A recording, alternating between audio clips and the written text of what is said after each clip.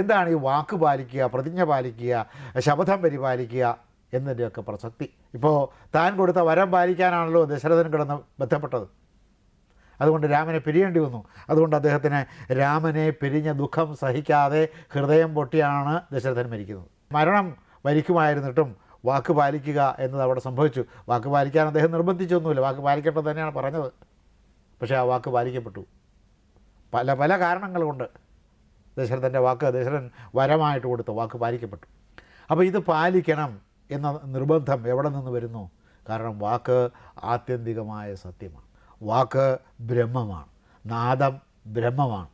അത് പ്രപഞ്ചത്തിൻ്റെ ആദി മൂലമാണ്, പ്രപഞ്ചത്തിൻ്റെ ആദി കാരണമാണ്, പ്രപഞ്ചത്തിൻ്റെ പരമകാരണമാണ്, ബ്രഹ്മത്തിൻ്റെ വാചിക രൂപമാണ്.